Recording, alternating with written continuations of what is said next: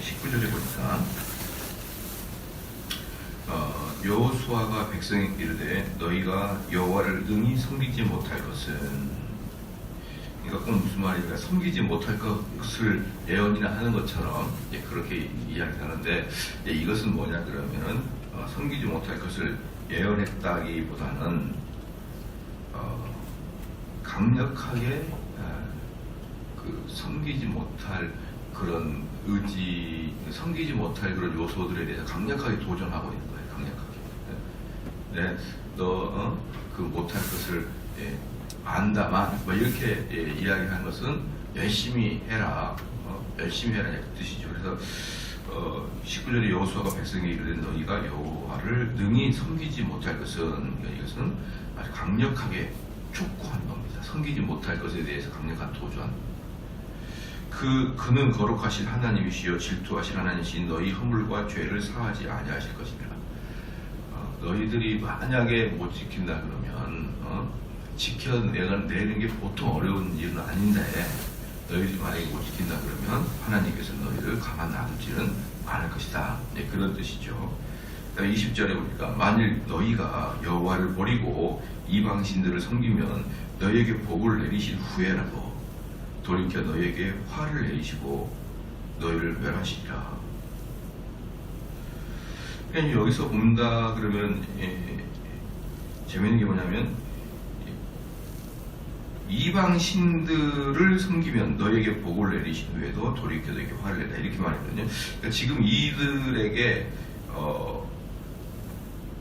23절에 보면 여호수아가 가로되 그러면 이제 너희 중에 있는 이방신들을 제하여 버리고 너희 마음을 이스라엘 하나님 여호와께로 향하라 이렇게 했거든요. 지금 이렇게 이야기를 들으면은 지금 이스라엘 백성 안에 이방의 신, 그러니까 이방의 신이 뭐냐면 우상을 만들어 놓은 거 있잖아요. 그런 것이 있는 것 같은데 사실은 그게 있는 게 아니고 그들의 마음이 이방신으로 기울어져 있는 것을 말하는 거예요. 그러니까 형식적으로는 그들에게는 아직은 이방 그 신의 그 형상을 가지고 있는 건 아니에요. 옛날에 송아지 동상 같은 그런 것이 있는 게 아니고 그들의 마음 자체가 이방신을 향하여 기울어져 있는 것을 여호수아가 알기 때문에 뭐라고 했냐면 23절에 여호수아가 가로되 그러면 이제 너희 중에 있는 이방신을 제하여 버리고, 너희 중에 있는 이방신 우상 그것을 깨버리고 이런 뜻이 아니고 그들의 마음에 있는 이방신을 제하여 버리고 이 뜻이에요. 그리고 너희 마음을 이스라엘의 하나님 여호와께로 향하라 그랬죠. 그래서 이스라엘 사람들은 그렇게 쉽게 우상 형상을 만들고 그러진 않아요. 얘네들은 어릴 때부터 그 십계명을 잘 알고 있기 때문에 형상을 만들고 그런 바보 같은 짓은 하지 않지만 그 마음의 상태는 얼마든지 이방신을 섬기는 것의 어떤 스타일로 여호와 하나님을 섬기는 거하고 이방신을 섬기는 것은 마음 자세가 완전히 다른 거거든요.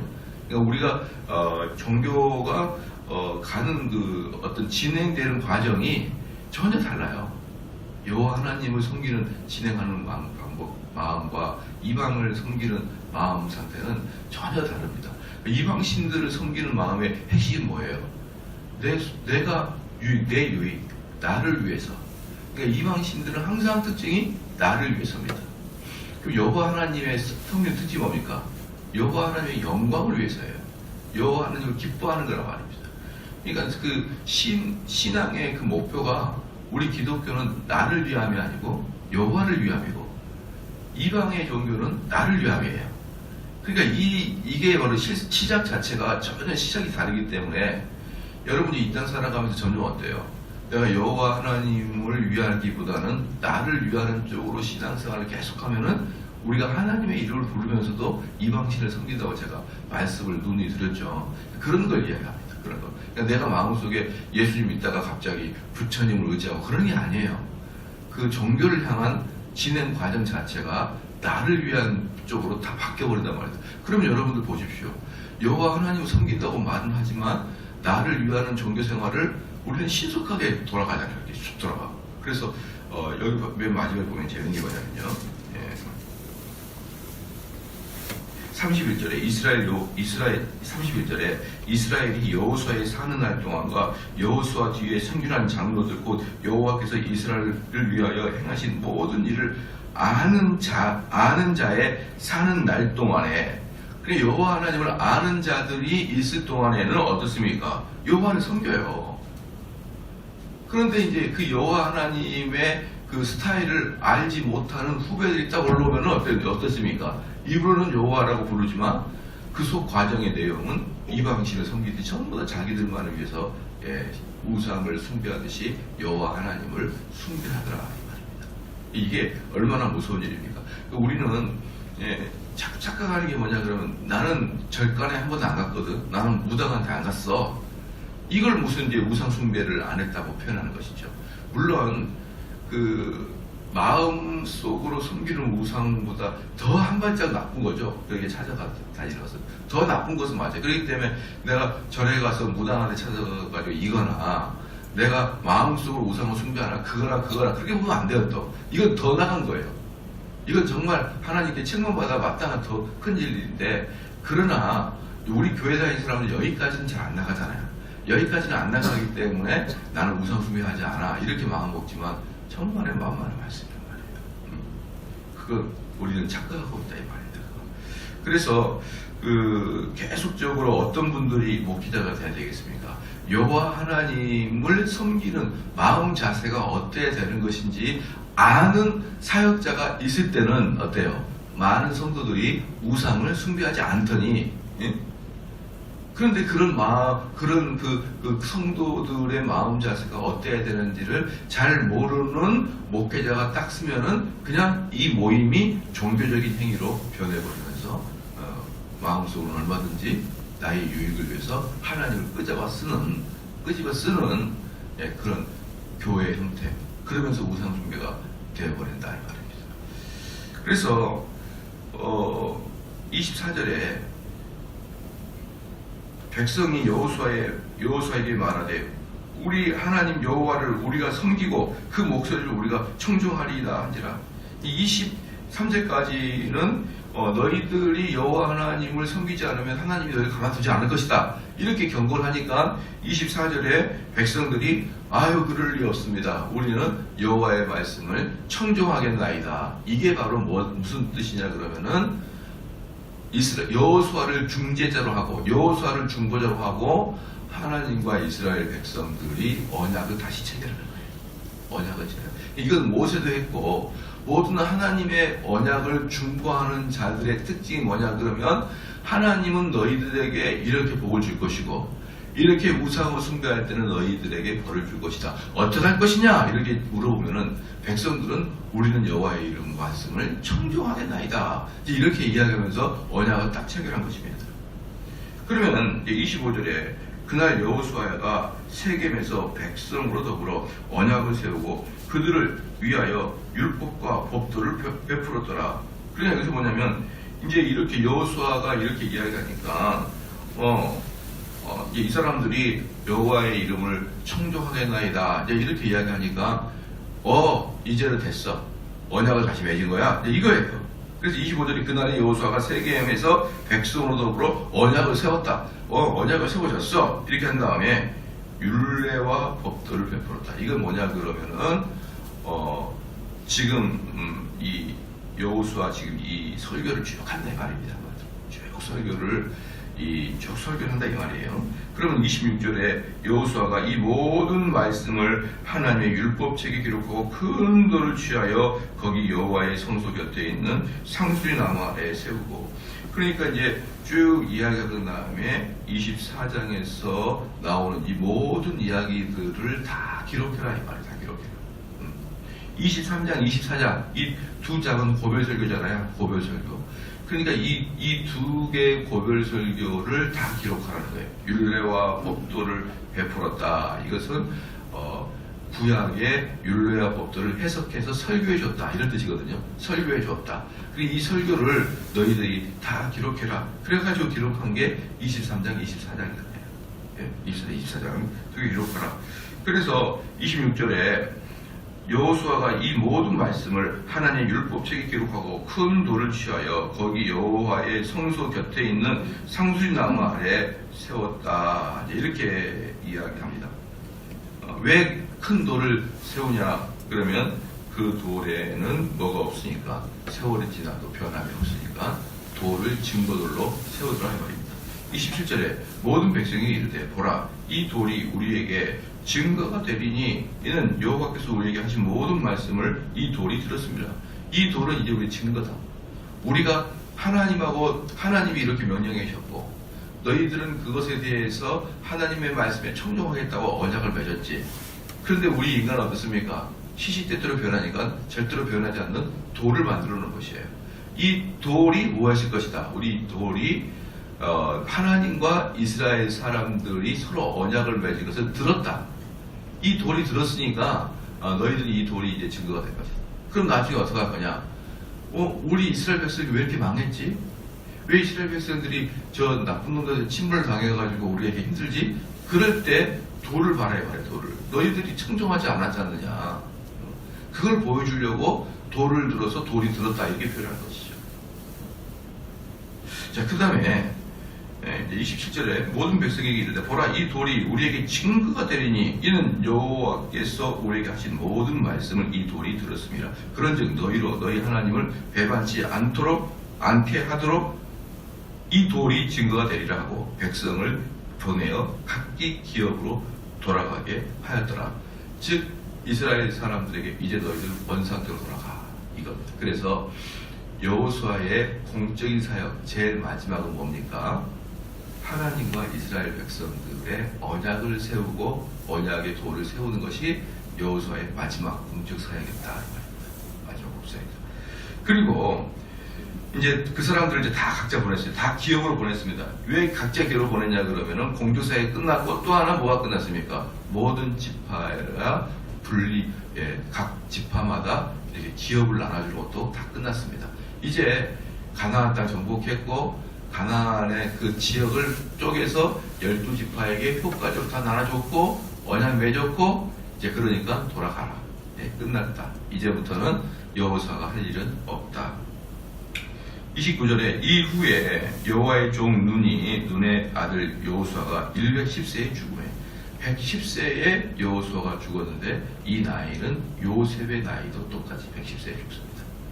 둘 다 110세 죽은데 이 공교롭게도 요셉의 이야기가 32절 나와요. 이스라엘 자손이 애굽에서 이끌어낸 요셉의 뼈를 세겜에 장사하였으니 이곳은 야곱의 세겜의 아비 하몰의 자손에게 금 100개를 주고 산 땅이라 그것이 요셉 자손의 기업이 되었다. 그러니까 둘 다 110세에 죽었는데 요셉 이야기가 딱 나오게 됩니다. 그래서 30절에 우리가 그의 기업의 경내 딥나세라에 장사하였으니 이 딥나세라가 어디냐 그러면은 여호수아의 공로를 인정하여 여호수아에게 따로 준 땅이에요. 땅. 그러니까 12지파를 나눈 다음에 이스라엘이 가나안을 점령하는데 현격하게 도움을 줬던 아론과 이 여호수아에게는 그 공로를 치하해서 땅을 따로 이렇게 12지파 외에 따로 줍니다. 그래서 제가 저번에도 이걸 설교할 때 그렇게 말씀을 드렸어요.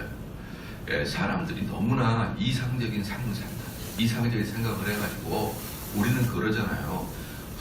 목사님이나 장로님이나 이 교회를 세우셨을 때는 엄청나게 크게 공로가 있는 줄 아는데 이제 교회가 세워진 다음에는 이제 드러내지 마시고 뒤로 있으십시오. 이렇게 이야기하잖아요. 그거 잔인한 이야기예요. 이 교회를 세우시고 건설하신 그 원로분들에게는 충분한 대우와 그분들에게 합당한 어떤 그 교회에서의 편의를 제공해 줘야 되는 거예요. 그런데 그 본인 자체는 뒤로 숨길 필요가 있죠.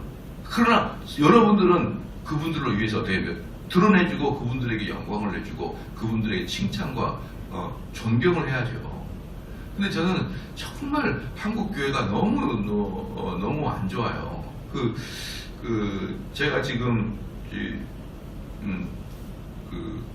미국의 어떤 그 여성 목사님이 65세 목사님인데 그 목사님이 계속 제 설교를 듣고 있으면서 내 설교를 가지고 다시 자기 걸로 해가지고 그 다음에 교인들을 가리켜요.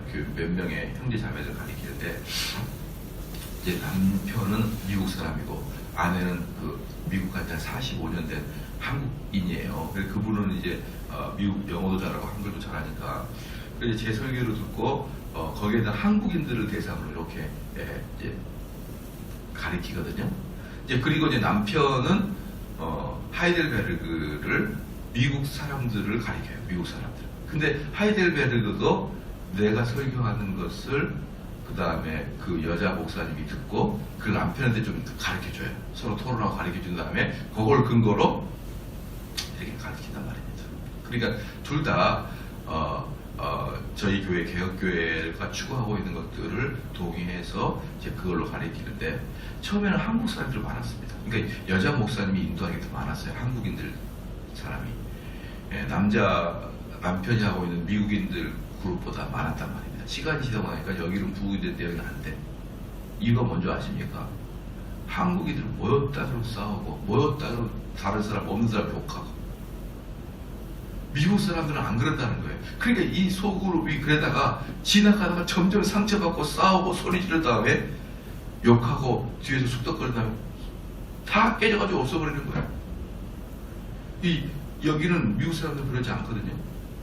그러니까 그분이 나한테 연락 와가지고 정말 목사님 한국인인 게 정말 부끄러워요. 남편분이 부끄러워요. 그냥 모였다 그러면 싸우고 모였다 그러면 뒤에서 숙덕거리고 그냥 한국인들의 속성이 왜 그럴까요?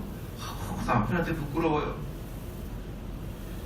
우리 한국인들은요 지나치게 여러분 무정하고 잔인한 게 많아요. 잔인하게 그렇게 막 싸우고 헐뜯고 그냥 그렇습니다. 그래서 우리도 교회에서 정말 일평생 수고하고 헌신하신 어르신들은 존경해드리고 교회에서 좀 더 편의를 봐드리고 그렇게 해야 되는 거예요. 선물을 줄 때도 같이 주면 안 되는 거예요, 여러분. 교회 공로가 더 큰 사람에게 더 큰 걸 줘야 되는 거예요. 그런데 다 공평하게 그것이야말로 공산당이죠. 자기가 한 만큼의 대가를 다시 제공해 주는 것이 합리적인 것이고 그게 인간이 사는 방법인데 당신은 이 교회 세울 때 엄청나게 헌신했지만 이제는 그 헌신을 다 잊고 똑같이 하십시오. 그것은 인간들이 할 도리가 아닙니다.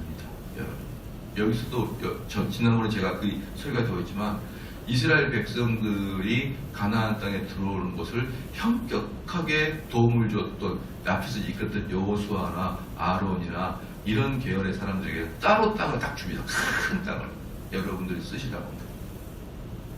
여러분들 그런 분 되길 바랍니다. 무정하게 그러면 안 되는 거예요. 그 사람의 공로를 인정해야 되는 것이고 그 대신 그 공로를 가진 사람들은 가급적이면 이런 거 할 필요가 있느냐, 나는 하나님 보셔야 돼. 그럴 때는 그분이 그렇게 이야기할지라도 우리가 그분들에게 그것을 요구하면 안 되는 것입니다. 그러니까 그것 때문에 항상 교회에서 열심히 했던 분들이 서운하고 싸우고 여러분 교회를 건축할 때마다 공식이 하나 있어요. 뭐냐? 건축하고 제일 많이 한 사람이 나중에 건축 끝나면 교회를 떠나. 교회를 떠나요. 많이 그럽니다. 많이. 그러면서 꼭 많은 사람이 제 사람이 교회 건축할 때 헌금 좀 많이 했다고 유세 부리는 거 봐라. 얼마나 교인들이 그분들을 존경을 안 해줬으면 유세를 부려야 될까요? 존경을 해주면 유세를 부릴 일이 없죠. 그분의 공로를 치하해주면 유세를 부릴 일이 없죠. 아무도 안 해주니까. 이제 쉽게 말하면 예컨대 내가 건축하는데 단돈 10원도 내지 않는 사람하고 10억을 내는 사람하고 너나 나나 똑같다. 이것은 인간의 삶이 그렇게 해서 안 되는 거예요. 그렇게.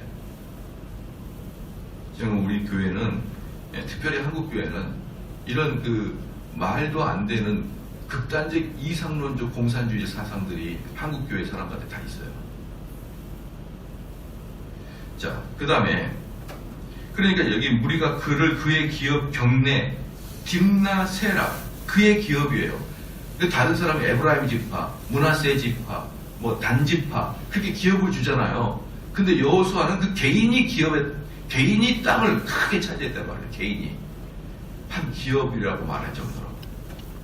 그래서 그 기업의 경내 딥나세라, 이 딥나세라가 그래서 여호수아의 개인의 땅입니다. 딥나세라에 장사했으니 딥나세라는 에브라임 산지 가하스산 북이었더라. 이스라엘이 여호수아의 상날 동안 내가 여호수아의 뒤에 생존한 장로들 곧 여호와께서 이스라엘을 위하여 행하신 모든 일을 아는 자의 사는 날 동안 여호와를 섬겼더라.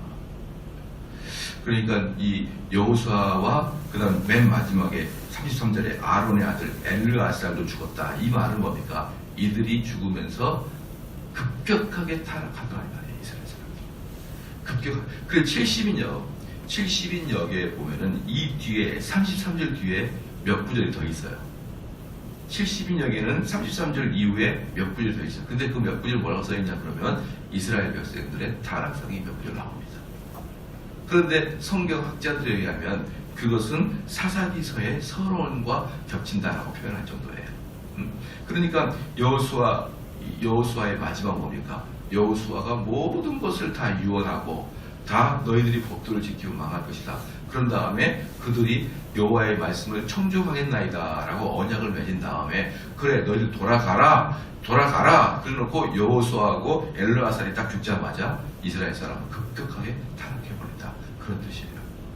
자, 그래서 이 32절에 이스라엘 자손이 애굽에서 이끌어낸 요셉의 뼈를 세겜에 장사하였으니 이스라엘 사람들이 출애굽할 때 요셉의 뼈를 가져옵니까? 안 가져옵니까? 가져옵니다. 요셉이 그 유언을 했기 때문에 가져오는데 그 요셉의 뼈를 세겜에다가 묻는데 430년이 걸린 거예요. 요셉이 죽고 430년 만에 거기다가 이제 묻어주는. 그러니까 저는 또 이걸 보면서 그 이스라엘 백성들은 정말 이게 역사의식 하나는 붙여놨구나. 아니 430년 전에 유언했던 그걸 갖다가 다시 발굴해가지고 들고 가면 글쎄요 400년이 지난 그 뼈가 어떻게 있었을까 모르겠어요. 다 아마 흙 거의 돼버리지 않았을까. 그런데 이제 여기서 보면은 알겠지만 세겜에다가 결국은 장사합니다. 세겜이 어떤 거냐 그러면 이스라엘 땅의 첫 번째 만들어진 땅에 이게 뭐냐? 이 32절에 보면은 요셉의 뼈를 세겜에 장사하였으니 이곳은 야곱이 세겜의 아비 하몰의 자손에게 금 100개를 주고 산 땅이라 그것이 요셉 자손의 기업이 되었더라. 이게 뭐냐 그러면은 세겜이라는 곳이 아브라함이 제일 처음에 가나안 땅에 가서 산 땅이 세겜이에요. 그리고 또 야곱이 그 세겜에 산 거예요. 그러니까 이스라엘에서는 세겜이 가장 오래된 땅이라고 할 수 있죠.